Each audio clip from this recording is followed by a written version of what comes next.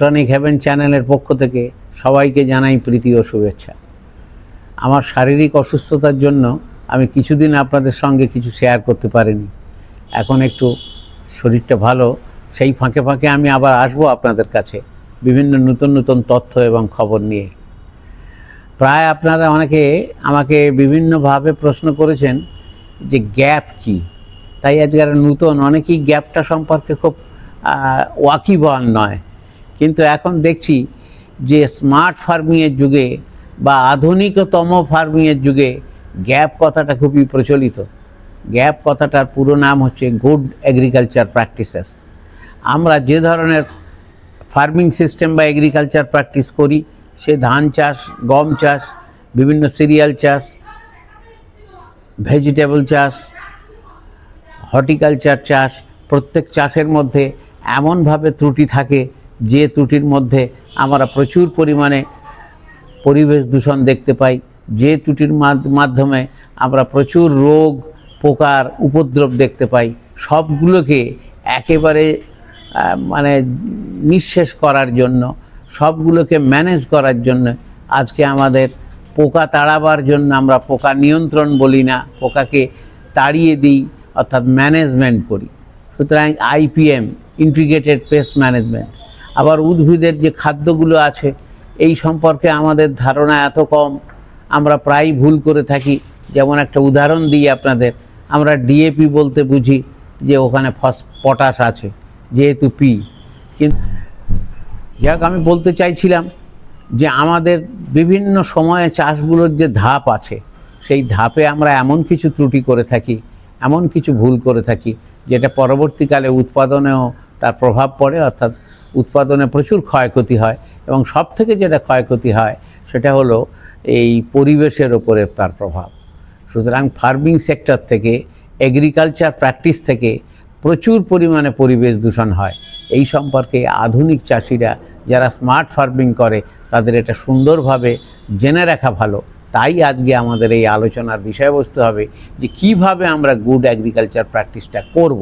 আমরা যখন good agriculture practice বলছি, প্রথম উপাদান হলো, একটা উপকরণ হলো বীজ।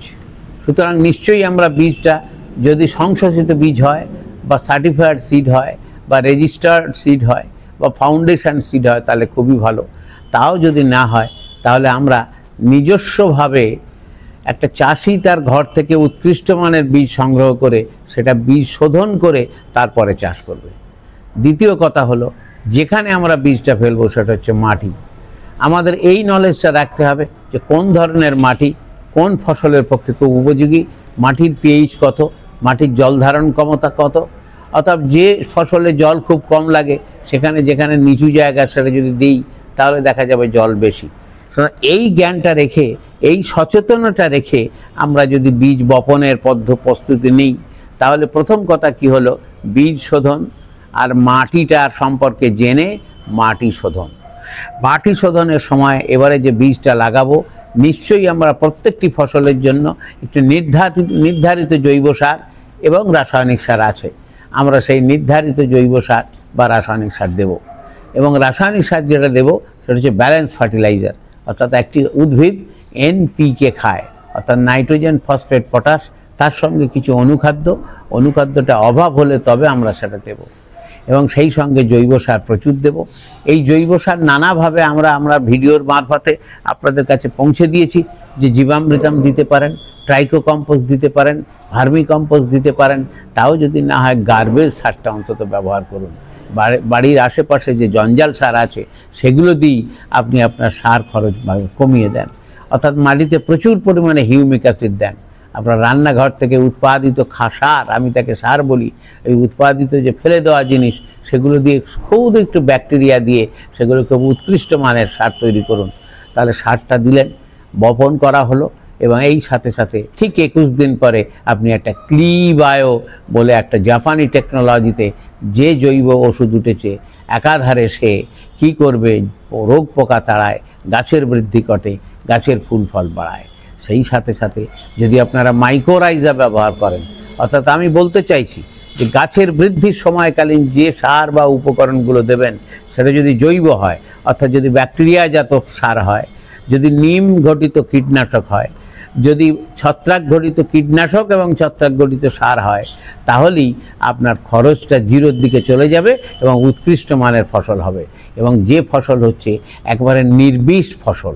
আজকে একটা ফুড সিকিউরিটির প্রশ্ন আসছে, সুতরাং আমরা খাদ্যে প্রচুর ভেজাল পাচ্ছি, যার ফলে নানা অসুখ আমাদের মধ্যে আসছে। এটাকেও আমরা দূর করব মডার্ন ফার্মিংয়ের মধ্য দিয়ে। সুতরাং আধুনিক বিজ্ঞানীরা, পরিবেশ বিজ্ঞানীরা এবং যারা সমাজ বিজ্ঞানীরা, তারাও বলছেন যে আমরা আমাদের জীবনযাত্রাটা এমন করব, কৃষি উৎপাদন এমন করব যে সেটা তার প্র্যাকটিসটা ভালো হবে। তাহলে এভাবে আমি গাছের বাড়ালাম।